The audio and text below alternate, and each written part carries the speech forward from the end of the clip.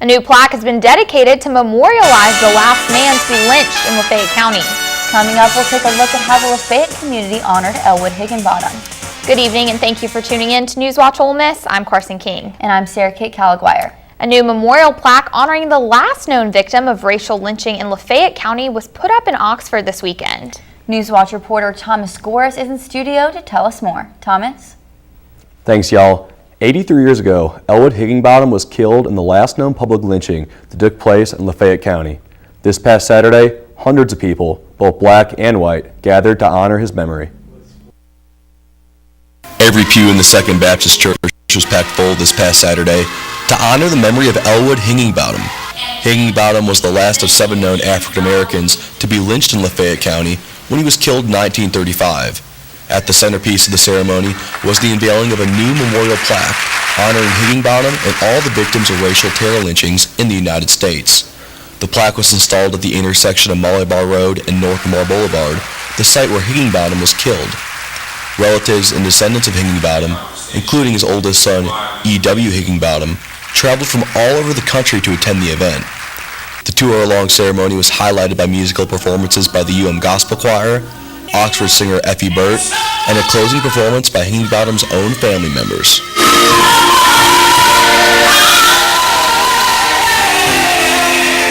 Higginbottom's grandnephew, Lewis Burrows, served as the event's final speaker.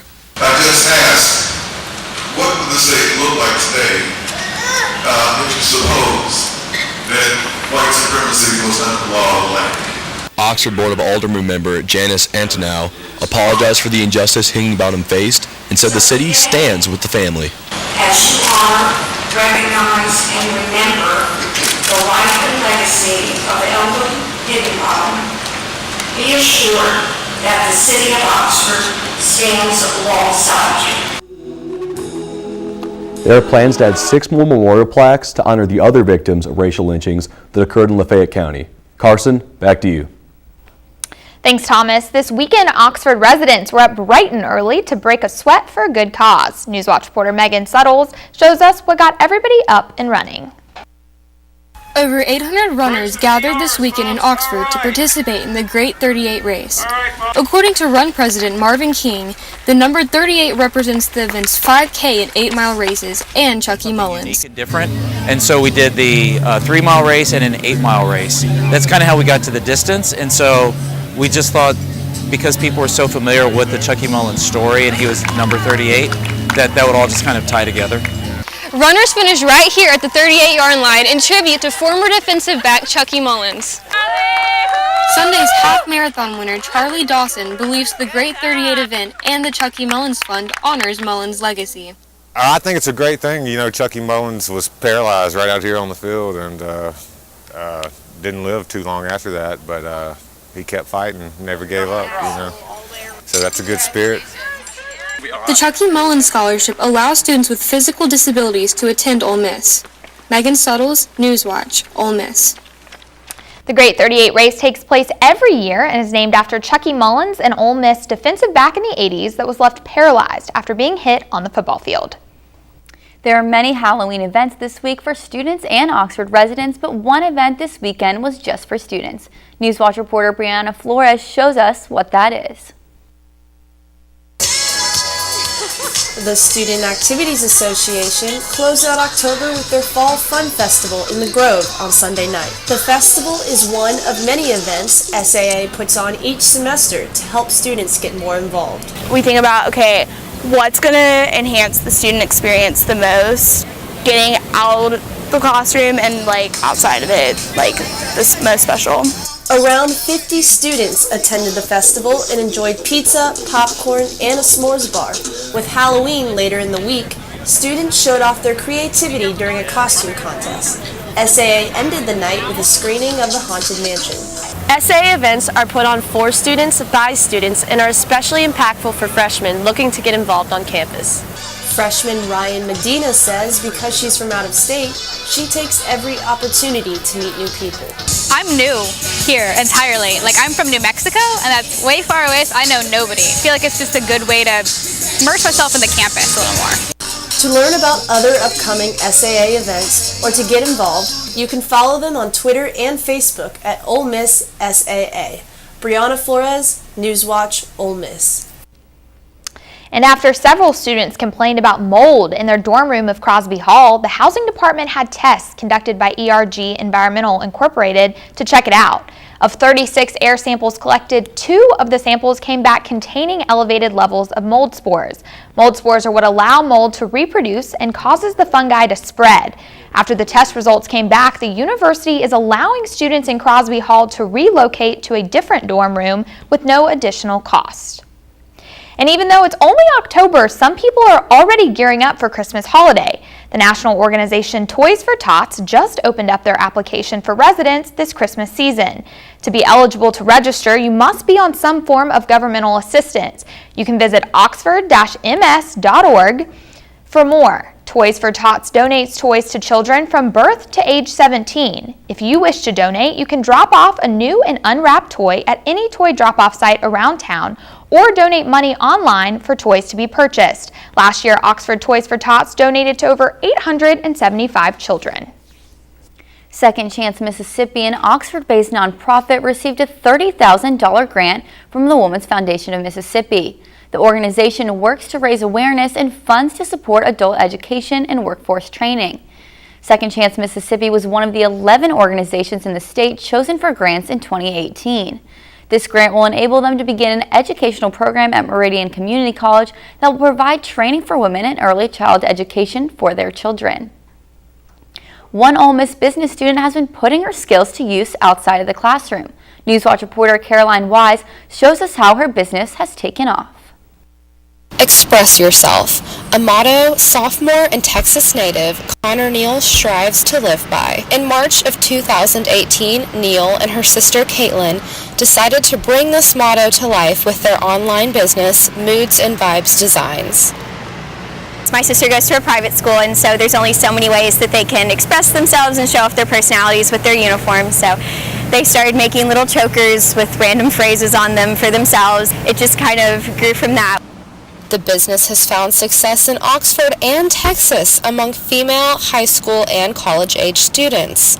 Sophomore Rachel Sheffield says that Neal's products are part of her everyday attire. I feel like college girls and just teenage girls really are like the main focus. They just like colors and jewelry. Managing a full-time course load and a business is not easy, especially when Neal's partner lives 730 miles away. For now, the Neal sisters have no plans to expand their business beyond an online platform, but Neal is grateful for the valuable business experience Moods and Vibes Designs has given her. Caroline Wise, NewsWatch Ole Miss. Up next, we'll take a look at the new details emerging in the mail pipe bombing mystery, just as the suspect made his first court appearance.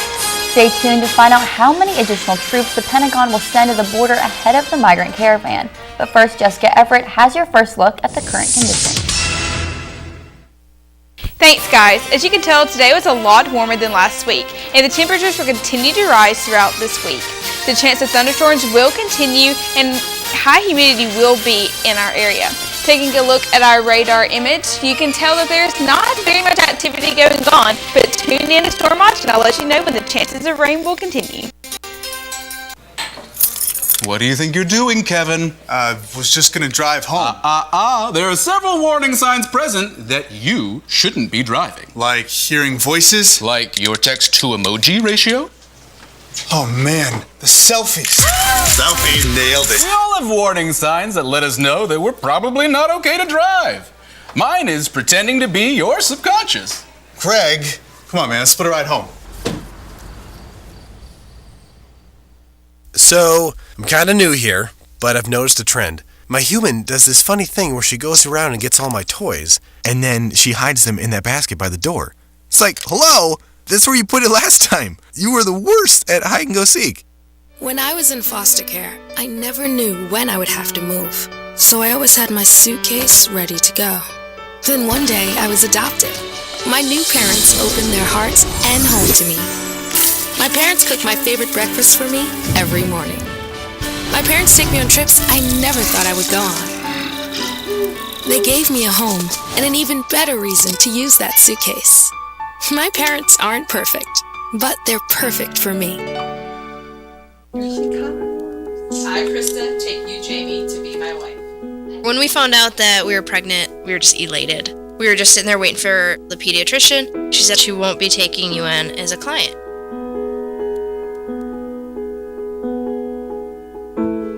We are a lesbian couple, but she's just a baby. She's the one you're denying the service to.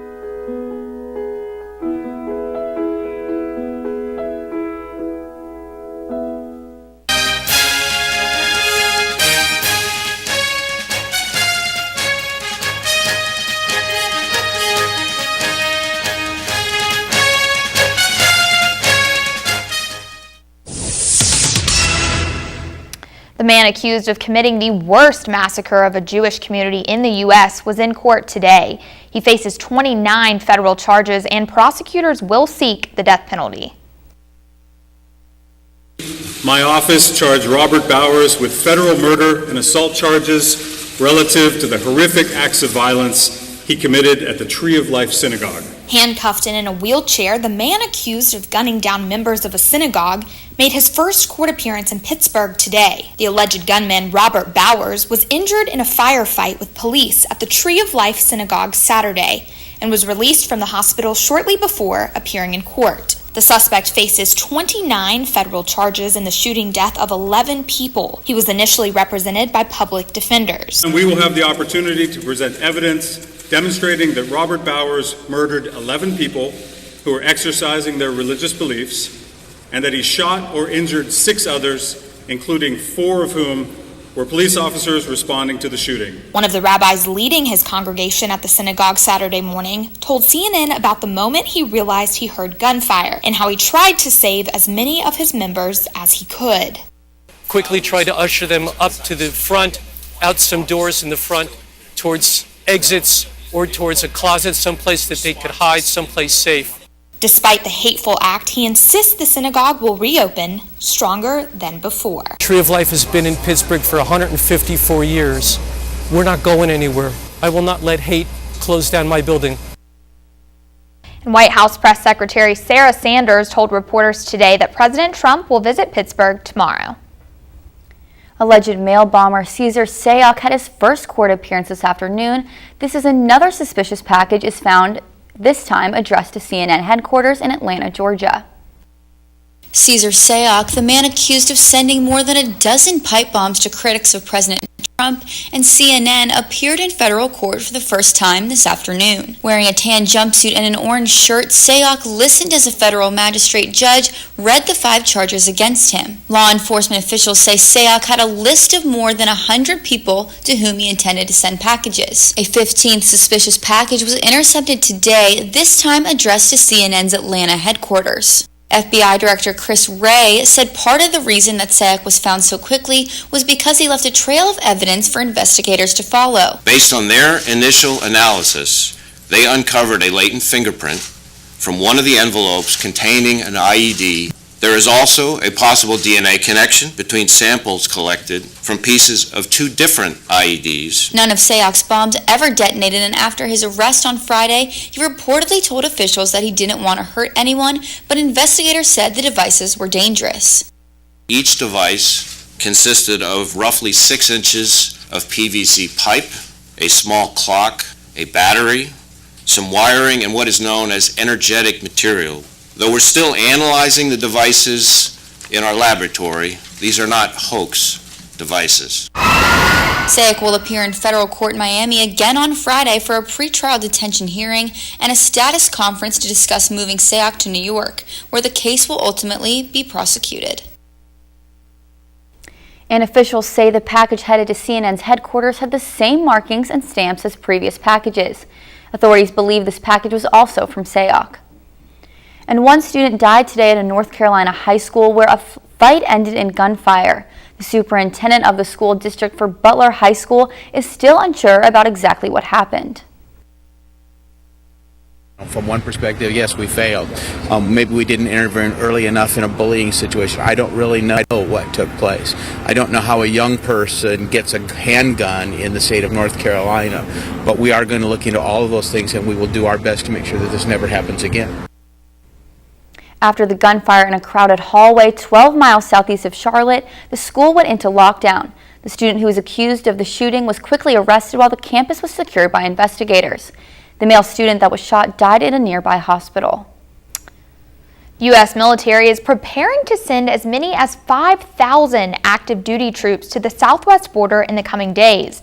This comes after a request from the Department of Homeland Security was made in anticipation of the migrant caravan arrival from Mexico. The troops are planned to be sent to Texas, Arizona, and California. These specific states were selected to match the support requirement made by Customs and Border Protection. Last week in an interview, Vice President Mike Pence said the U.S. needs to secure its borders and also needs to reform the law. And rescuers are searching the sea near Jakarta, Indonesia, after a passenger plane crashed minutes after takeoff yesterday. Leon Air Flight JT610 was on a short flight from Jakarta to Pangkal, Pinang, when it disappeared from radar. The plane was carrying 189 people, including a child and 2 infants. Debris, including life vest and a cell phone, had been found in the Java Sea, about 30 miles northeast of Jakarta. Authorities have recovered 6 bodies from the water. The agency that oversees air traffic navigation said the flight made a request to air traffic control to return to base about 12 miles out from takeoff, but did not indicate there was any emergency. Far-right politician Jair Bolsonaro has won Brazil's presidential election. The former army captain won 55.2% of the vote, while a left-wing member of the Workers' Party, Fernando Haddad, lost with 44.8% of the vote. Bolsonaro's pledge to fight crime and corruption following several scandals gained him large amounts of support. However, many are concerned because of his praise of Brazil's former dictatorship and his comment on race, women, and homosexuality. Some media outlets are calling him the Trump of the tropics. Twitter may be ditching the like button in order to improve debate on the social network. The CEO and company co-founder Jack Dorsey said his move may be made soon, and a tweet by the communications team explained that they are rethinking everything in order to promote healthy conversation on social media. Similar to Facebook, Twitter has had to focus on stopping manipulation, like removing fake accounts following Russian influence since the presidential campaign.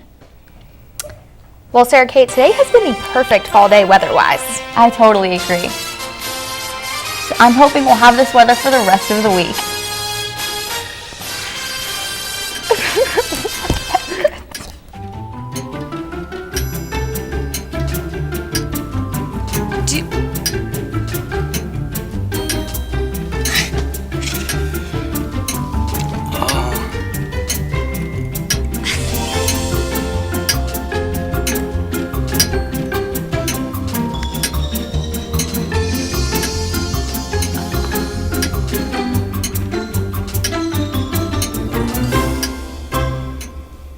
Listen, you're my friend. I noticed you haven't really been yourself recently. Yeah, I feel like something's up. How are you? Are you okay? Is there anything you want to talk about? I just want to know how you're feeling. And listen, even if you don't know what to say, I'm here to talk. No matter what you're going through, I just want you to know I'm here. I've got your back. When you want to talk, I'm here.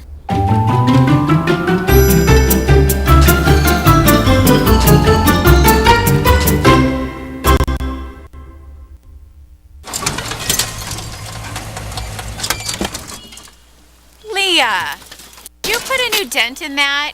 This one? No. Were you texting and driving again? Yes. Hi, Leah. Hi, Dad. Sorry about your bumper.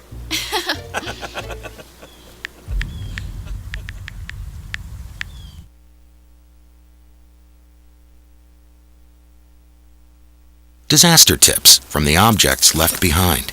My home wasn't insured, but you can check your insurance policy now to make sure you're covered. Oh.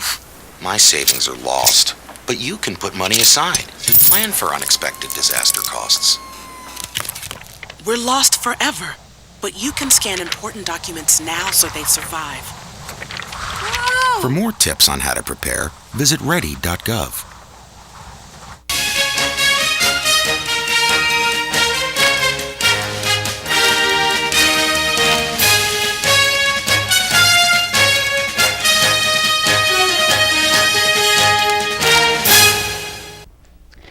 As you can tell, today was slightly warmer than it has been averagely. Right now, currently, we're sitting at 69 degrees and some bright sunny skies. Taking a look at our current satellite image, you can see that there's not very much activity currently right now. Taking a look at our current all-around temperatures, you can see South Haven and Oxford both at 69, Corinth at 67, Holly Springs at 68, and Tupelo, the warmest, at 70. Taking a look at tomorrow's temperatures, you can see we will warm up just slightly. South Haven and Oxford both at 81, Holly Springs at 80, Corinth at 80, and Tupelo at 81. Taking a look at tonight's temperatures, we will cool down just slightly at 54 degrees, and the winds will be light and variable, so it should be a very nice night tonight. Taking a look at tomorrow's forecast, again, we will warm up to 81 degrees and it will be mostly sunny, so you might want to pack a cute hat or some sunglasses. Taking a look at our 5-day forecast, you can see that we are expecting some rain on Wednesday, Thursday, and Friday. And then Saturday it will be bright and sunny and warm, and then 64, a slight chance of rain. Back to you guys. Thanks, Jessica. The Ole Miss volleyball team took on Alabama on the road, and find out what they did for the first time this season. And the Cleveland Browns find themselves in the midst of a losing streak again. See who they put the blame on up next on Sports Watch.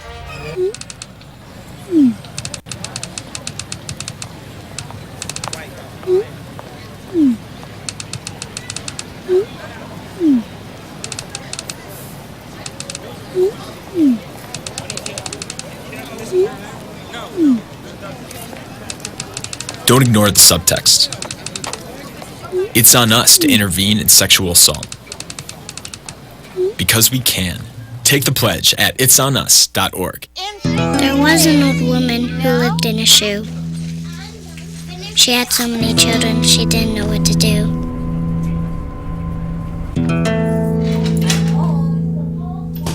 She gave them some broth without any bread, and kissed them all soundly, and put them to bed. Hunger is a story we can end. End it at feedingamerica.org.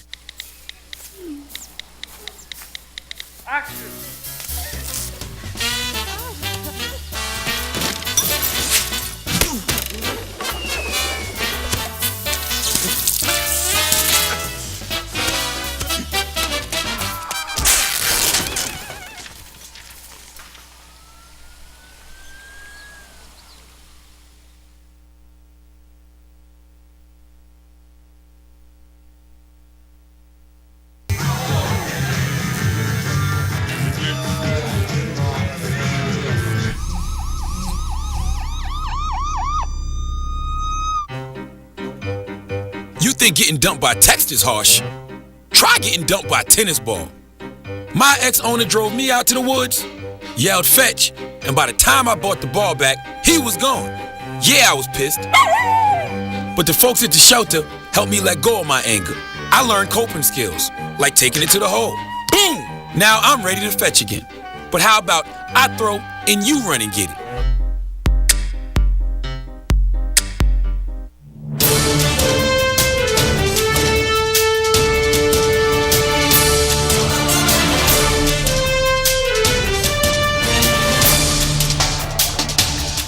Welcome to Sports Watch. I'm Annie Mapp.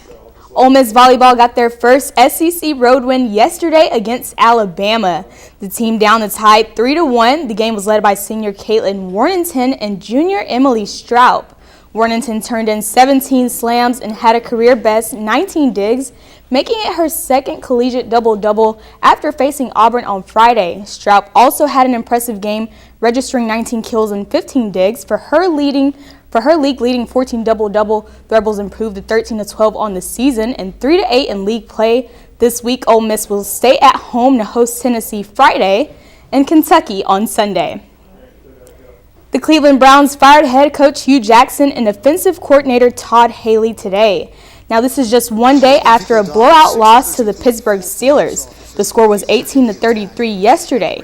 Jackson was 3-36-1 with the Browns in 3 seasons. His career win percentage is also second worst in NFL history among all coaches with at least 40 games. Currently, the team is on a 3-game losing streak. They also are last in the NFL in win percentage, offensive efficiency, points per game, and total quarterback rating. For now, the Browns will use defensive coordinator Greg Williams as interim coach, and associate head coach Freddie Kitchens will also serve as the offensive coordinator. The owner of Leicester City Football Club, Vichai Sherbadana-Prava, was killed after his helicopter lost control and crashed right outside of the club's King Power Stadium on Saturday. Now, there were 4 other people on board, including the pilot, who were also confirmed dead. The crash happened more than an hour after the club's 1-1 draw against West Ham.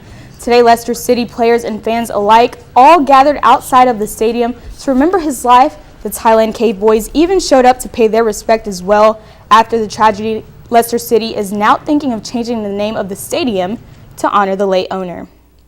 The Boston Red Sox are the World Series champs. The team got their 4th World Series title in 15 years last night.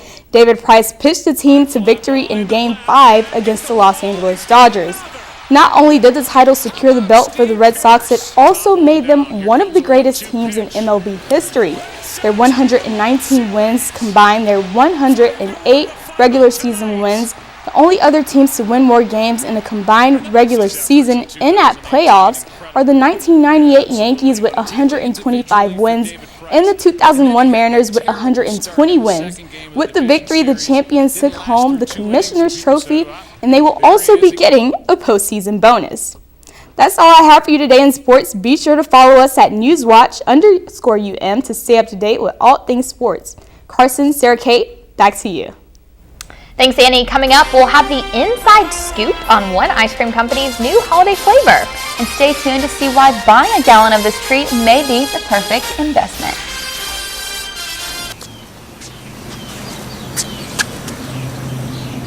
Here is my handle and here is my spout.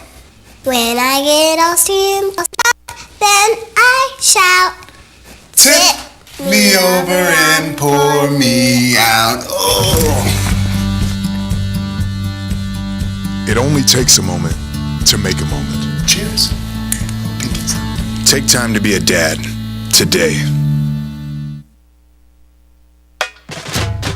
We are Ole Miss Rebels. As Mississippi's flagship university, we dig deeper, see farther, work harder. We pioneered human organ transplants. We helped prove Einstein's theory of gravitational waves. We are distinguished as a Carnegie R1 top 2.5% research institution. We are Ole Miss, transforming lives and the world. When I was your age, I was just like you, fascinated by stars.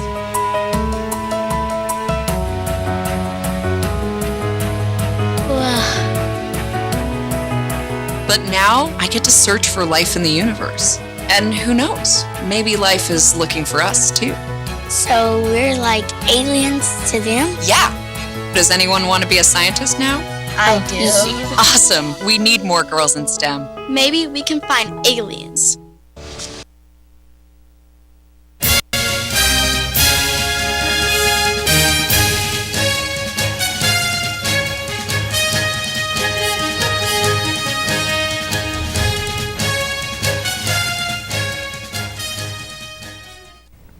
Bluebell Ice Cream recently introduced a new flavor to its seasonal creations. Peppermint Bark is now available in stores. It's a treat that joins 2 of Bluebell's returning flavors, Christmas cookies and peppermint ice cream. And according to a tweet from the company's official Twitter account, this new addition is a mint ice cream with white and dark chocolate chunks. And the white chocolate contains crushed peppermint candies. Bluebell regularly releases seasonal flavors, introducing a spiced pumpkin pan ice cream last month. I cannot wait to try this ice cream. Me too. Yesterday would have been the perfect day for ice cream, but today not so much. So speaking of weather, what can we expect for the next few days? Definitely make sure to have an umbrella handy because there will be a lot of thunderstorms here lately. Perfect. Got it. Rain boots on the way to class. Yes, definitely. Thanks, Jessica. Thanks. Well, that's all we have for tonight. Thanks for tuning in to NewsWatch Ole Miss. I'm Karsyn King. Be sure to join us here again tomorrow night at 5 and on NewsWatchOleMiss.com. I'm Sarah Kate Caliguire. Thank you and good night.